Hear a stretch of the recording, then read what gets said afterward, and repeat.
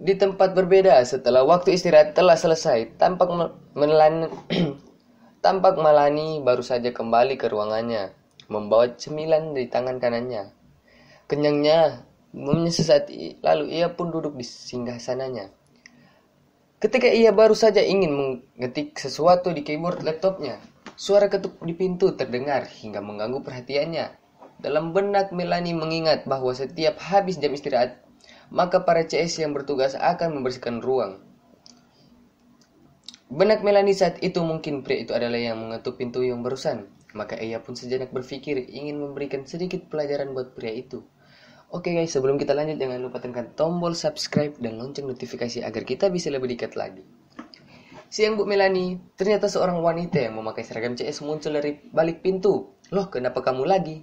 Tanya Melanie sambil menggarut keningnya. Maaf Bu, kebetulan saya diperintah oleh Pak Warto untuk lembur hari ini karena teman saya Mas Eka. Mendengar itu tentu saja tensi Melanie langsung naik dan ia pun menatap tajam wajah wanita itu. Seberapa pentingkah urusan keluarganya hingga tak bisa masuk sehari di kantor? Maaf Bu, saya tidak tahu mengenai itu.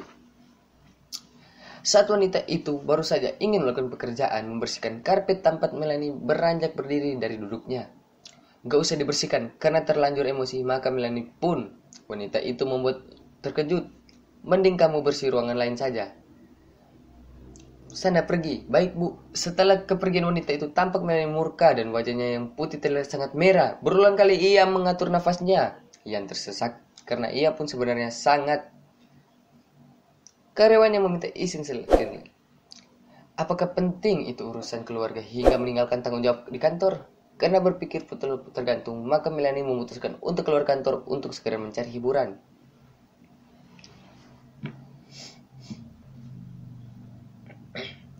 Siang ini cukup padat, mengingat para pekerja yang memilih untuk makan siang di luar telah kembali ke kantornya masing-masing. Begitu juga yang terjadi di dalam mobil Pajero Sport terbaru berwarna putih, milik seorang pria yang sedang menyetir dan duduk di sampingnya seorang wanita cantik yang telah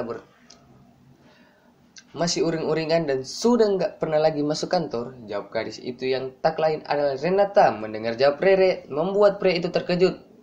Prihatin terhadap apa yang menimpa keluarga gadis itu, maka jemarinya pun Rere menoleh membalas senyum Vino. Lalu tampak jemari gadis itu dikecup. Sudah, ada saat aku rapuh kayak gini. Sudah sepantasnya aku di samping kamu sayang. Sebenarnya aku pun sudah pasrah. Sampai sekarang aku pun belum menemukan jalan keluar, kata Rere yang lalu wajahnya menunduk tanda sebuah penyesalan yang begitu besar karena tak mampu mempertahankan perusahaan milik keluarganya. Maafkan Vino ya, karena tak mampu membantu masalah kalian. Iya Vin, udah selesai menemaniku di saat-saat seperti ini. Rere sudah sangat bersyukur kok. Iya sayang, I love you honey.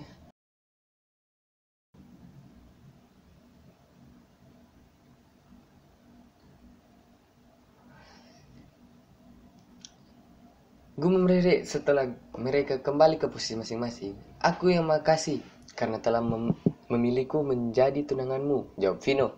Renata menoleh dan menatap wajah pria itu dari samping sambil memasang senyum bahagia.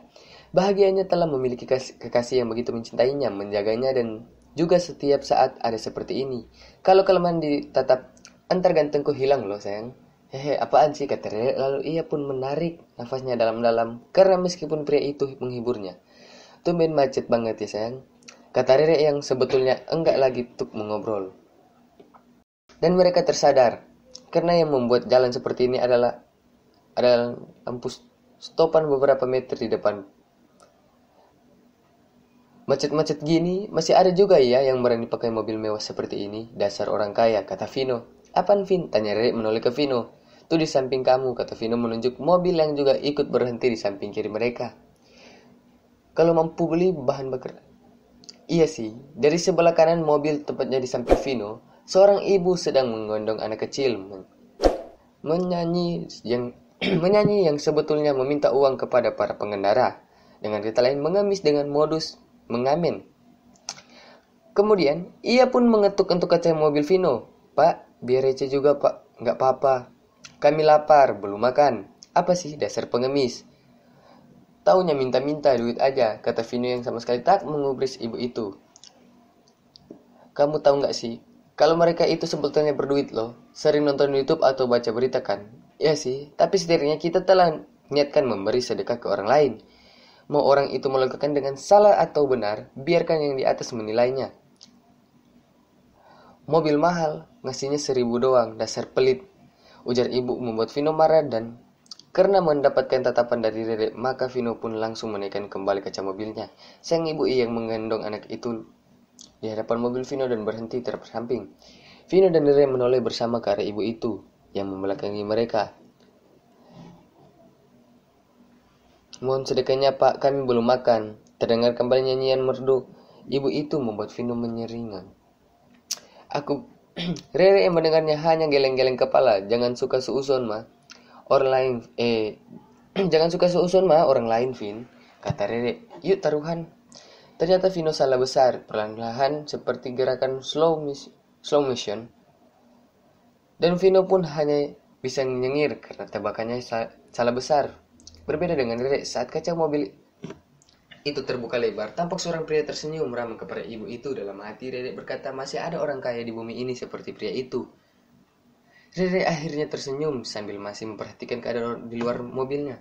Sampai suara klakson pun terdengar di belakang karena lampu hijau sudah menyala. Vino pun kembali menjalani ke mobilnya dan Rere kembali memandang ke depan.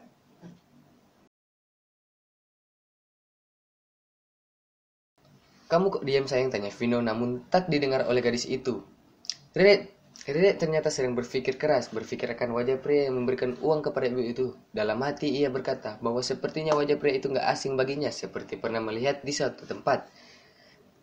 Dia malah geleng-geleng kepala. Kenapa siang? Kata Vino lagi saat melihat Rere baru saja menggeleng-geleng kepalanya. Namun tanpa Vino ketahui bahwa yang Rere lakukan adalah mencoba melawan pikirannya yang dianggapnya mungkin sudah salah orang. Gak mungkin aku salah orang.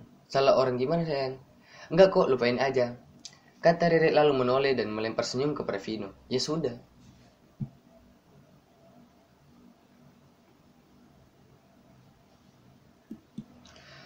Oke guys, terima kasih karena sudah menonton sampai habis. Dan jangan lupa tekan tombol subscribe dan lonceng notifikasi agar kita bisa lebih semangat lagi membuat novel-novel yang Anda inginkan.